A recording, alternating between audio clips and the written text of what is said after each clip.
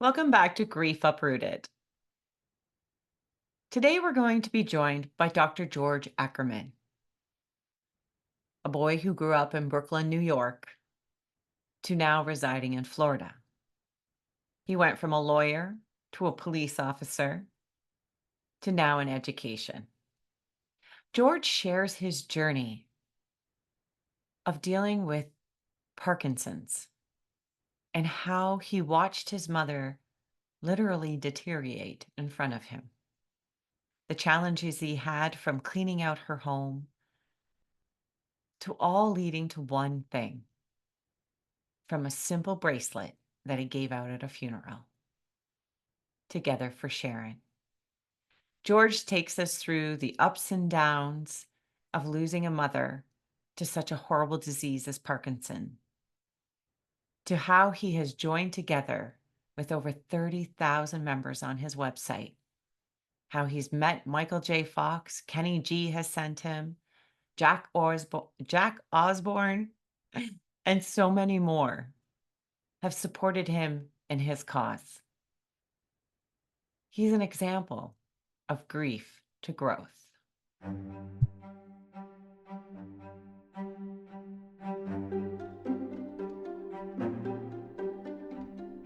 Thanks for showing up today for you and me. This is Christine, your friend, who's walking beside you on the path from grief to growth. Okay, I want to welcome Dr. George Ackerman. Hello, hi, my I a fellow redhead. That's, I love it. Proud of it. We need a shirt that say we're family. that's exactly. So George is tuning in from Florida, but you're originally from Brooklyn, New York. Yep. Um, and you worked in the fields of law, police, and education. And I kind of want to start there before we really jump into why you're on Grief Uprooted. What's your past careers and your doctorate? And that sounded so interesting when we were talking before. No, I appreciate your time. It means the world to me and my family, and so many out there to bring light to a tough topic, Parkinson's disease. So, my journey started, and I'm from Brooklyn, New York. Grew up, unfortunately, in a lot of crime areas, whether it's mafia, which we know they don't exist, or other types of street crime. And I always had a passion for standing up and voicing for others who might not have a voice. And one area that affected me in my life, I didn't lose anyone due to violence, but being in the field of criminal justice, I've seen a lot. And I always felt that the family members were often forgotten through crime. So I decided what better way to try and help them than to become an attorney. Became a lawyer in DC and Florida. But I found quickly as an intern in the prosecutor's office that just didn't have time to help victims like I wanted to because there's so many cases. So I had an idea which was kind of bright because I didn't really enjoy being maced and tased and things. But I decided to go kind of the other way and become a police officer in the field. Went to the Miami Police Academy, which was interesting. They didn't like trainees or lawyers at all, and I became both. So it was a challenge. It built a lot of confidence and to never back down and always fight for what you believe in. And unfortunately, I found in the field, you just don't have time. You hand a brochure to victims and you move on to a next call. Thankfully, I fell into the world of education and I kind of lived through my students. They're just incredible. They inspire me, but I was able to do my dissertation and PhD on aiding African American mothers who lost their loved ones due to murder, West Palm Beach, Florida. So I really finally had a chance to work hand in hand and knee to knee with individuals affected by loss and all different reasons, but focusedly on crime in the community. And that's really what my whole life was dedicated until I was thrown into the world, which wasn't planned, of caregiving for my mother who had Parkinson's disease. I'm going to stop you right there because just the whole first part of this journey in your life is amazing. Um, Thank just that fascination with criminology and a police officer. And I bet walking in there as a lawyer and a trainee, I can only imagine what you were up against. But thank you for your service, first off, because that's amazing that you've placed yourself in service for other people. Yeah, Uh, you'll be even shocked more that I'm something called a reserve, which is you wouldn't see the difference. Not that you get pulled over ever, but so I'm fully sworn. I went through everything, but I've been an officer since 2006, and I've never been paid a penny Wow. because most people, my mother hated it, but I just really felt I was here to help others, and my favorite times were serving like turkey to the less fortunate or driving children for Toys for Tots and Santa during Christmas. So I love doing those community things, but definitely dangerous, especially in our time today. I'm cutting back and kind of leaving the world because I've had a lot of medical issues, unfortunately, but I still live today through the students that I have. And I just want to commend you too for your name of your show. I was excited to be on because I think grief is something that needs to be discussed more, and there's not even a lot of shows out there for it. I thought of starting my own. If I ever do, I'm gonna have you on. I But love it's it. some, we have a beginning, middle, and end of life. Nobody wants to talk about the end of life, and it's a shame because there's so many things that families could actually deter and conquer together beforehand. And if we have time, my mother was a saint and an angel. She had a lot of things planned before because we were told you don't die of Parkinson's, you die with it. So we never dreamt we'd be speaking today here about her passing at such a young age of 69 with no medical issues except for Parkinson's. Yeah, and that's where we're headed. Like after hearing, your early years and you were a person of service that really wanted to make a difference. And so your mother obviously was another fellow redhead, I'm going to assume. Yeah, and she had more blondish brown hair. I don't know where my red. I Yeah. have three children, and one is completely redhead, which we the others take after their mother. But it's really funny, and he looks like a mini me. Yeah, Um, and so, I always love to know what your mom was like before Parkinson's took place. What was she like? What did she like to do? And her name was Sharon, obviously. yeah, that's why it kind of sounds odd, but I go by Sharon Son George because I don't think it's about me. It's really all about her, and I do this in her memory. But I never want other people to feel that they're alone like we did. As a caregiver, I felt alone, and my mother felt alone during her journey. So that's what togetherforsharon.com was kind of born out of. We didn't know she was going to pass, never dreamt it. She was probably one of the most positive, caring, and friendly people I've ever met. She was my best friend. We used to talk 10 times a day. But when she passed, I feel a piece of me did too, and will never be the same. Even during holidays and tough times when I have struggle, I think of picking up the phone and calling her as we spoke every day. And even sadly, when I was growing up, I couldn't stand Barry Manilow, Lionel Richie, and Michael Bolton and Kenny G. But she put me through it so many years. They're actually some of my favorite artists in the world now. Yeah. But my wife and I actually went several months ago to a Lionel Richie concert. Second it was over, I rushed to the car, picked up the phone, and I thought of calling my mother. Yeah. Unfortunately, she's not with us, but those moments kind of still are tough. But speaking to you and your audience and seeing people inspiring me. There just last week, a little crew, 4 men, I believe, sailed around and rowed around the country and raised $20 million for Parkinson's awareness. Yeah. And those are the things that keep me going and give me kind of butterflies to know there is still hope.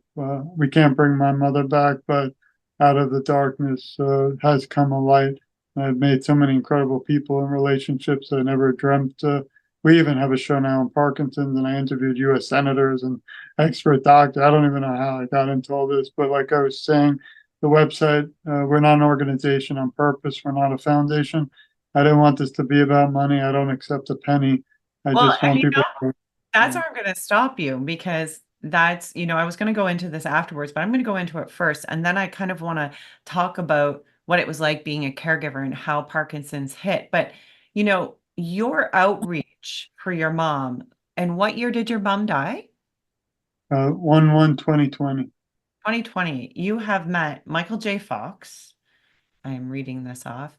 Uh, love the song that's being played by Kenny G on your website. Absolutely beautiful. And then Jack Osborne, Ozzy Osbourne's son. Um, is it Muhammad Ali? Yeah, his daughter. His daughter, and Janet Reno. and then a whole bunch of other people. And I'm just impressed by how you took your grief, and it was like you funneled it in together for Sharon. And you have impacted so many people, and it makes me tear up I'm because supposed to be the one crying, not you. yeah, that, and I Yeah. think it's because you hit my heart because you are an example of what happens when people take their grief and they put it to grow. That's literally what you've done. You've taken grief to growth. Maybe it's not our growth or your growth so much, but the growth of everybody else. Everybody else has stepped up to say, hey, we get it. We want to support you. I think that's miraculous. And that's exactly what I want to display to people in the world, that shit really does happen and it always will. But here you are as an example of somebody who's taken this and literally taken shit and grown something out of it, no pun intended, and made something beautiful, that is helping so many people and reaching so many people and gaining so much support from people. It's quite phenomenal when you think about that. But when you heard, like, take me from what year your mom was diagnosed with Parkinson's. When Yeah, was well, she? together for Sharon, I thought we'd have like 3 or 4 people, but somehow we've had over Yeah. 39,000 people visit the site. So I don't know if it's because the progression is so bad in the world or that something I'm doing is right, but it's important that we keep fighting. My mother had it for about 15 years, but for the first 7, we didn't really notice much, and she hid it from us. I don't know if she was ashamed or felt she didn't want to burden our family, and I wish she did. But the last 4 years was something I've never seen before, and hope no one else ever has to. So the last 4 years, she started getting like her left arm stiffness, so she had trouble eating. But she was an independent woman. She lived alone. She loved to be alone. We even tried to get her to live with us, but she didn't want the kids screaming all the time. But she loved her grandkids. Her favorite time was sitting in the backyard blowing bubbles with them on Sunday. And often I walk by, the backyard, and it's heartbreaking not seeing that anymore. But so she had those signs. She also had internal tremors, which is different than external, like you see Mr. Michael J. Fox. She Mm. had external towards the end, but so she would be frustrated because she felt people didn't believe her. Parkinson's is a very odd disease because it affects individuals so differently, but has similar symptoms: stiffness, rigidity, bradykinesia, and dystonia is the curling of the toes. As I look at a few, unfortunately, I kept a journal the last year. It was really from my perspective as a caregiver, screaming in a way to the world that no one hears me and I need help, but no one really responded. And I kept that journal for myself. And I took video and pictures, but I never shared them because I don't want her to be remembered like that. But that's what gave the idea for the book. And that shares the actual journal the last year and many other things, more positive too. So it's not just a kind of tough book, but it is for awareness. We But don't accept any money. Yeah. go ahead. You don't accept any money for. No, it's expensive. I spent honestly, I mean, I'm really honest. I spent about Yeah. 20,000 publishing it because no publisher really wanted to talk about awareness, unfortunately. And I wanted an editor who I knew would do a good job because it was my mother's story. And we've only made a little bit of money, but I don't care about that because everything we get, we donate back to the major organizations that are listed on our website. We don't accept a dollar. I make a joke, which is not funny, but you send me $1, I have to send you back $1 plus a stamp, and now I got to pay for it. So it's I wish it was easier. Though my dream, honestly, is that someday someone somewhere will see one of these shows and make a documentary of the book. Because right now in our world, not just in the U.S., 1 million people are affected by Parkinson's, Yeah. but 10 million around the world, and there's no movies on Showtime. There's no documentaries on Hallmark or Oprah or Katie Couric, and reached out. I've sent 10, 15 letters to major stations 3 times, and I didn't get any response. It doesn't stop me. I've already have about several other books planned. 2 are done, but I don't do again any of this for anything except I want people to be aware they're not alone. And I'm shocked that there's no other book from a son who lost their mother in the world. I haven't seen it. I do a Wow. lot of research. And My next But that we carry over 500 different grief resources here. And so there's lots I'll have of to send you a there's copy. yeah, there's books that are for the loss of a mother, but it is very rare to find a book of a man writing about his mother. You're 100% right. Um, there's the odd one, trying to think of some titles right now, but um, you are a rarity when it comes to being an older son writing about the loss of his mom. And I'm not sure why. There's some great books like Men Do Cry, and stuff like that. But from the perspective of a man losing his mother later on in life, I think that is such a great topic because so many men don't talk about it. So your mom had this for about 7 years and never told anyone. And then she had She the, told she told my father, he's an MD in New York, and they were close. They were divorced, but he took her place and tried to help, but it wasn't, there was it no wasn't. resolution. And then when it progressed for you as her caregiver, um, I'm assuming the body started to break down for her. And Basic, basically, it was shocking and could be a movie in and of itself. A horror movie is one. So they tried everything. Finally, the fourth year when I took over, it was a dark night. I can set a picture, a story for you. 4 a.m. I'm sleeping. I get a call from New York. It's my father. He says, George, you have to rush over to your mother's house. And I didn't know what was going on. I'm trained for that, but not with my mother. Never had this before. Well, it happens that she went to one of the best universities in the world for a trial. And they mentioned it, but I didn't know much about it. And we think they might have drastically changed her medicines too much. I don't blame the doctors or the hospital, any of them. I blame the disease. So I rush over and I don't know what's going on, but my mother is moving her furniture out of her house. So I went up to her and said, "What are you doing?" And she said in a panic, "There's Nazis inside and they're going to harm her." So at that minute, I'm like, I don't know what's going on. I was shocked. I went in, there was nothing there. But so I rushed to the emergency room. They said I saved her life.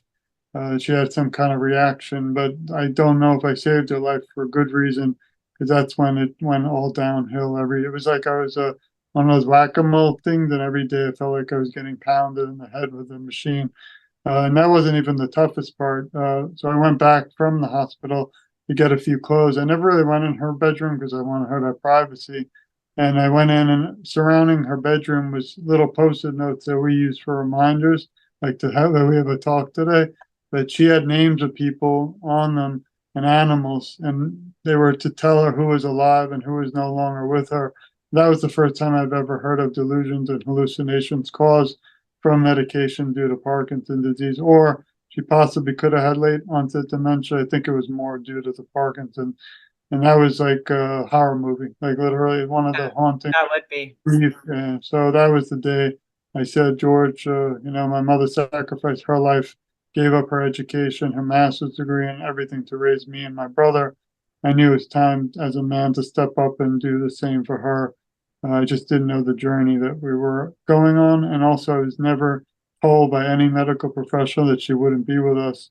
So it was like I was helping and I thought I'd help her through it and we get out of it.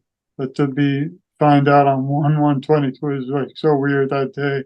She missed, thankfully, COVID and all the police rioting and craziness because she wouldn't have made it through either of those, knowing I'm an officer in the field. But that was the day I basically stepped up and said, it's time to be there for her.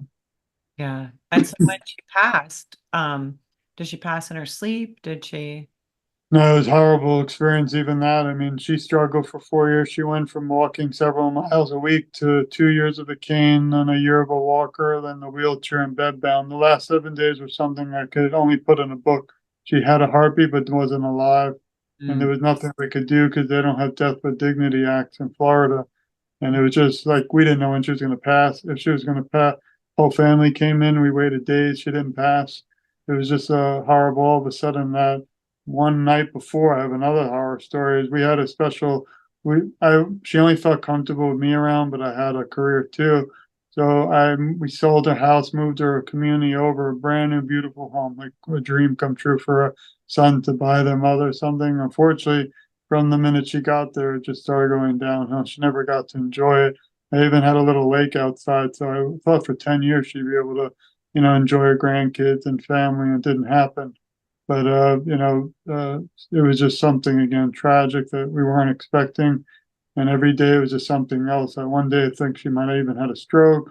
Then she kind of had another issue. Then she could lost the ability to speak. Mm. There's five stages, they believe, of Parkinson's. The first three kind of get unsteady and balanced, but you can still live independently. But the fourth and fifth stage is when they really can't even go to a restroom, take a shower. So we had to hire aides, which was a disaster because there's a lot of companies that say they're aides. They're Yeah. not qualified or know anything about Parkinson's. I had to fire 60 people. Finally, the last month of her life, we found somebody. She had people 24/7, so it cost me $12,000 a month. A Mm. normal individual can't do that, and that's just for the aid. That's not for food and living expenses.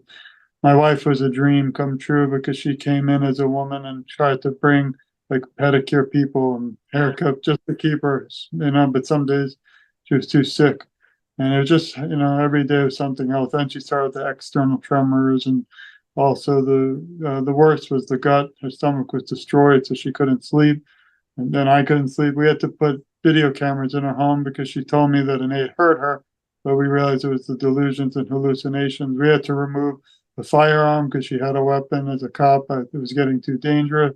So we had to take away her car keys, which broke my heart because here you have an independent woman who now can't drive due to safety of herself and others. And we had to remove her phone after the last month because she tried to call the police to tell them that she's in harm due to the caregivers. But that was just, I don't even talk about a lot of this. That's why I love being with you today because it just kind of brought this out of me. I hide a lot of it.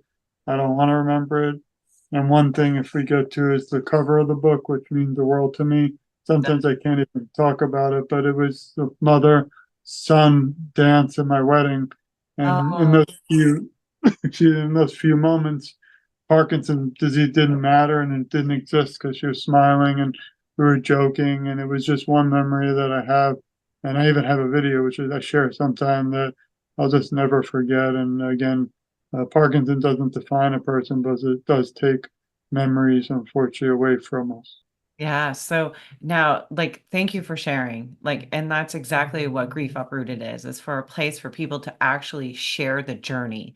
I think so many times we want to skip the pain, but after she dies, now you're grieving. Tell me what that's like as a man who, you've taken care of mom, you've given everything emotionally, physically, financially. What happens now when the house is empty?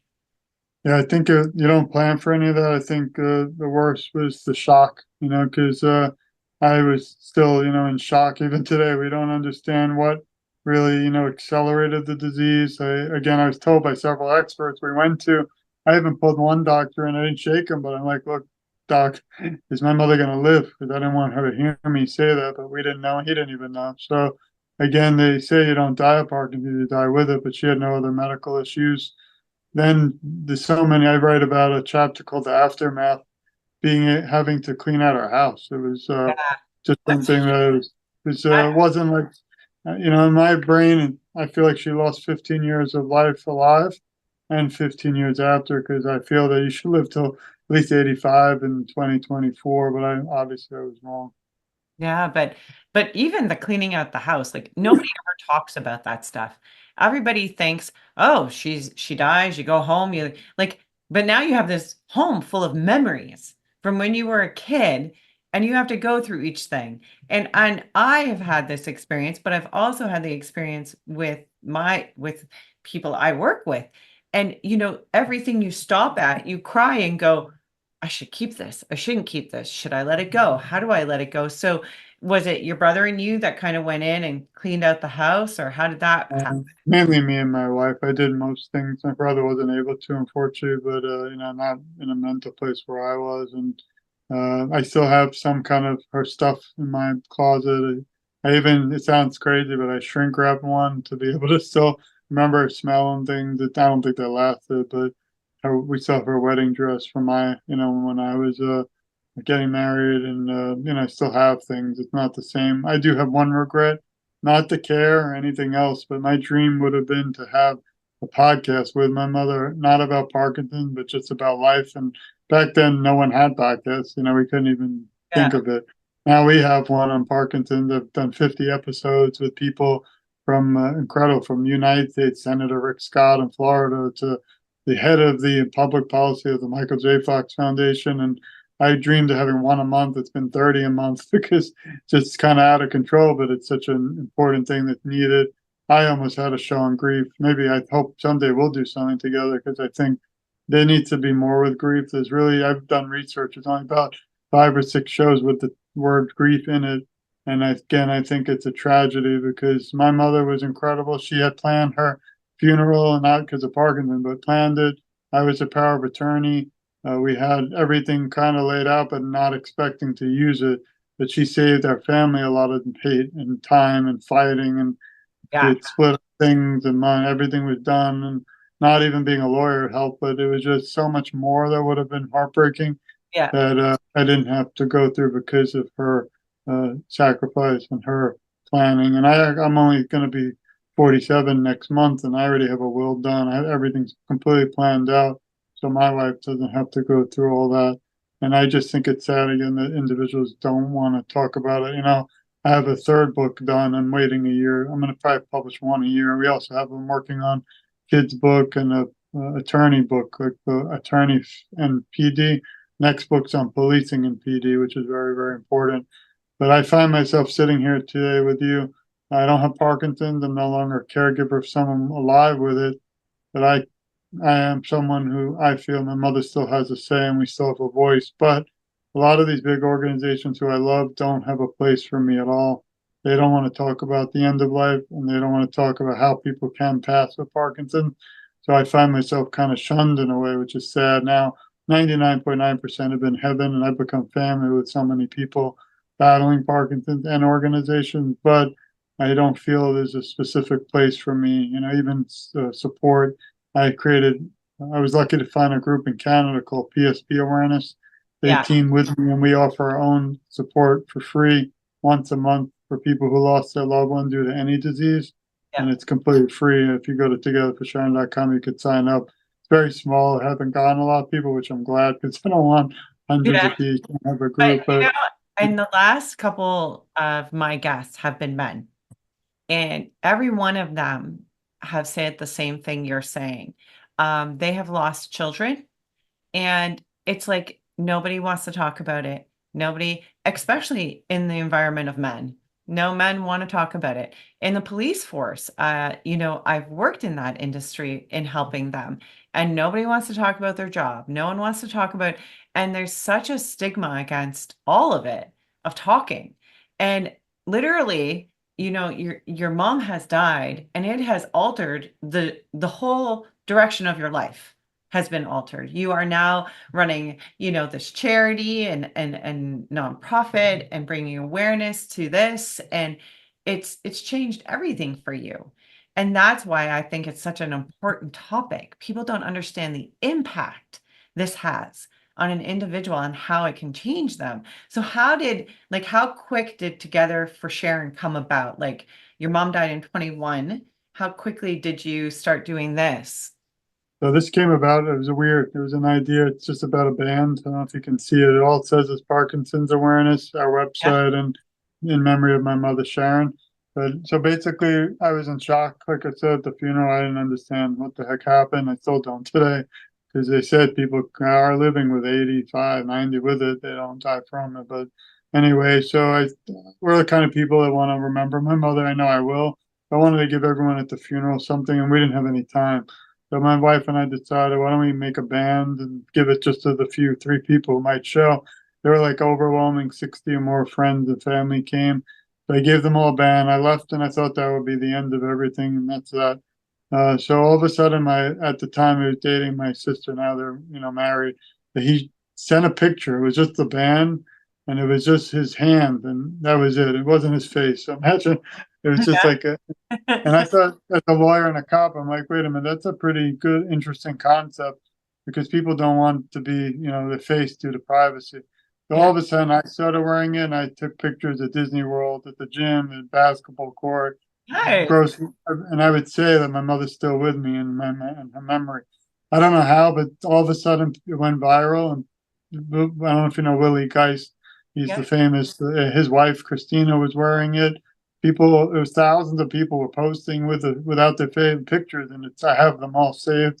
And I stopped doing it because it cost me thousands of dollars. But and we were sending them to Spain, to all over the world, like Canada, and it was nuts. And people were just saying Sharon's with us, and it was like heartfelt. And all of a sudden, that's what got the website. And I thought I'd just put a website up, few memories in my mother's memory, and I didn't think anyone would look. But as of today, there's been over 38, 40,000 people who have joined the fight. And I don't accept money. We're not really a charity. We're not even a foundation on purpose because I didn't want this to be about money. Thankfully, if you look at the donations, some big organizations like Drive Toward a Cure, Michael J. Fox Foundation have now created links from their organization in memory of my mother. We've donated about $25,000 ourselves for our family to these organizations to find a cure. I think maybe someday I could start a foundation just because we want to do more and don't have the money. But for now, I'm just happy to come on the show and proud to say that I don't accept a penny. I just want people to know that they're not alone. And unfortunately, in 2024, like my third book will bring out, there's people who don't, you want to talk about grief, after I lost my mother, I had no one to talk to. So I went on the stinking Facebook with the groups and just Yeah. found some very positive things, but negative. Like someone said I didn't have my mother didn't pass, and I'm all like trying, and I don't understand it because I didn't want money. So I don't know how we would be doing anything. It's just crazy. Even a month or two ago, I'm always brainstorming. I thought, why not target people who have Parkinson's who lost their career and try to help them, like artists, by adding a page, which we have now. It says Parkinson's around the world. And I put all different artists who now make money doing art who lost their careers. It's just their website and their art goes directly to them. I don't have any, I'm just like a conduit, I think, Mhm. so people know. But I had one wacky person in the UK or some country who has a page. I won't say the name. It's just about art and Parkinson's. And so I decided why not tell people for free? I don't want anything in return. I'm going to put you up there and maybe you can make some money. And that's great. I have nothing to do with it. And as one wacky administrator say, we don't allow exploiting our, members. They only have like 300 members. So I wrote back, if you look me up and see I'm a cop and lawyer and we don't accept anything, I think you might change your mind. Person was very rude and I just removed myself from the group. But Yeah. what's sad, it's not the people, it's the 30 people now are on my website and talking about their art, but the 270 who may feel alone now will never know there's people like me out there. And that's what my third book is about, how even no matter what, I'll never stop. But there have been a few people and organizations even that kind of broke my heart and made me wonder why I even do this. But I've been, brought up and taught even through police work or law, no matter what one person says or does, you never stop fighting and you keep on going. And those millions that are appreciative and out there are the ones I fight for, not the one or two that are miserable in life. And they might have had some bad Yeah. occurrences with someone else, but it shouldn't kind of deter them from joining because I feel if we're not a family in this fight, we'll never find a cure. Well, That's why I reached out to you too. and I think that's one of the other aspects of this. When you start something like this, um, a lot of people think like it's so much work, and Yeah. and it can blossom and grow so fast, and you want to keep control of it. But there's also everybody grieves so differently, and because people don't talk about it, I think some people are just desperate for something, and then they're beyond control, where they're just so desperate and they think the way they're grieving is right, and they think because you're so emotionally attached to it that sometimes you want to look at them and go, you need to calm down. We're all in the same place here, and we all want the same thing, and we're all looking for that healing and that community and belonging. And sometimes people just go to a whole other level, and that's where I think if we started talking about this more often, and the journeys that we go on, then we'll all realize that sure, the journeys might be different, but we're all hurting. We all want the same end result, which is that ability to heal and that ability to move on in our lives and have a more meaningful life and make a difference either in ourselves, our children, or people around us. What do you do on it? Like, out of curiosity, with your grief now, how are you handling, like, because it's only been 3 years really for yourself. And so you've accomplished an enormous amount in 3 years. And Yeah. so how are you finding your grief? Like, how do you find, like, is this what you're doing helping you grieve? Like, do you find that that's one of the things you find very comforting? Yeah, I mean, I like that. That's important. I find I've destroyed the whole point of you're supposed to take care of yourself before others as a caregiver and as an advocate. Because my mother, like I said earlier, only felt comfortable for some reason when I was by her side. But it was hard because I held her hand through the whole thing. That's why I feel like I had secondary Parkinson's, which might not even be a term. We need to Yeah. coin it because just like individuals who lost a loved one due to crime, the family members become secondary victims. So I felt that I was kind of this victim, but staring at her and asking me if she's going to live to see her grandkid's wedding. I couldn't answer. I didn't lie to her, just kind of supported her. And, but so as an advocate today, I'm still breaking it. Sometimes I leave these and feel like a truck rolled over me, not because of our talk, but I start at 6 in the morning. I'll wake up. First thing I do is post one thing to social media. Then I try to find shows of people who do not have Parkinson's uh, and their fans or viewers do not have Parkinson's because I really want the world to join together. Because I love my Parkinson's community, but we need to get everyone on board the ship, or we're never going to find the sales. So I do that, and then I have multiple shows. Like even Saturday, I have my show. So I do this 7 days a week. Part of me is burnt out, but then I had three major surgeries this summer, and I decided even from the hospital bed, I said, forget my pain. I got right up on live video and said, got to keep advocating for a Parkinson's cure because my pain hopefully will be eventually, as we sit here, I'm honest, I have a drain in me. And I I told know. you earlier, and we had to even, you were gracious enough to work with me, but we had to change the time of you because I thought I was getting it out there. And I have nothing to hide. I'm very honest. I don't like recording or editing, even in my shows, because I like to be real. But I think that my stuff doesn't matter compared to what Parkinson does to someone, their family, and you feel so hopeless, but there is hope, and it's not for us. It's I can't bring her back, but I can keep fighting for everyone else, and they've all become like family. I mean, there's Yeah. people I text in England now. One gentleman named Adam has become like my best friend who I never met because he's going through Parkinson's, and my wife gets mad at me, but I see a lot of people like you. I mean, more than my own family, because we're all in this fight together. And I love your show, and the word grief is so important because I'm still grieving, and there's so many who silently grieve, which is sad. And it's funny you brought up the mail thing. I didn't even think of it Yeah. but one nurse did say one day that she couldn't believe what I did during caregiving because I was there 24/7. And she's like, and I said, why? And she said, like, a lot of families kind of vanish. They put them in the home and they're never seen again. I'm like, my mother's my best friend. I would never do that. And even today, like I said, I'm kind of burnt out and drained, but I can't stop and I won't stop till we find a cure. So Well, that's what keeps me going. and I know that there are so many people out there listening to this that are going through that and struggling. And to hear your story and you to be so open and honest about that journey, is invaluable. Like, people can relate to that. They can take a step back and go, you know what? George was able to do this. He was able to, and look at the work he's doing now. And to know that it's okay to grieve after someone's died too. And everybody's grief is different. There is no time limit on it. There is no right way to do it. This is the way you've done it. And I've absolutely loved getting to know you. And I think the work you're doing is amazing. I want to know, if somebody wanted your book, where would they go to get that? And what's your website and everything? Because we're going to put it in the podcast, but I'd love for you to say it so people can get that. Or if you go together for it's spelled FOR Sharon.com, you'll be able to see about us and the books there. It goes to Amazon. We even have a voice audio, which isn't my voice because I don't want to put everyone to sleep, but also ebook.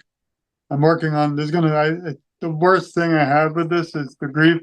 is being patient. I'm not a patient person. When I see something and there's a need, I like to get going, get it done. I mean, I knocked out 2 books or 3 books in a year. They're not going to be out. I want to put one out a year because I don't want to be like flooding the market and things. Not like we're making anything back, but I see so many topics that aren't talked about. The next book will be on policing and Parkinson. Hopefully, we can talk someday. And then the third one, which is done, actually, the whole book is about grief, but how people like me, it's going to be dedicated to the millions and millions of people who lost a loved one due to Parkinson's. And there really is not even one book in the world right now about that. So I don't know, it'll be controversial. I do have stories that happened to me that will be in there. I won't say the names of the organization, but I think it's going to break the doors down big time. And I'm so excited to talk to you about it, but I can't because it's just, we're talking about the journey book of my mother. So there's a lot of things. I'm writing a kid's book. We have a book I want to write about the law in Parkinson's, and also just newly thought of as sports in Parkinson's, because I happen to have a master's in sports degree, but there's so many things that sports does, which we didn't get to, that can slow the progression and change the lives for people battling Parkinson's that they might not be aware. But I do have one last thing I always like to say. We love you. We support you, listeners. We care a lot about you, and you're never alone. I, along with Christine, your host, will advocate for you. And together, I feel our voices are so much stronger. And I always kind of joke and say I'm just getting started, because every day I wake up and see somebody fighting this disease and battling or struggling, kind of re energizes me like the little bunny rabbit energizer, or see a show like yours. And your audience, it just keeps me kind of wanting to get back up in the saddle, keep pushing harder, and I'll never stop until we find a cure. And I'm so grateful for your time today. And I don't think, again, this is just a talk. This is something that the conversation needs to continue until we find a cure. And we send our love to all your listeners and hope that we can end this talk soon. But till we do, I'm going to still be fighting by their side. Oh, thank you so much, George. That is beautiful. And to everybody out there, um, everybody's grief journey is different, and we each walk a different way. But it is only together that we grieve, and it is only together that we heal. Take care. Grief Uprooted professional grief and empowerment coaching are not to be used as a substitute for professional advice by legal, medical, financial, business, spiritual, or other qualified professionals. All our products and services are designed for grief empowerment through learning and sharing of one's lived experiences.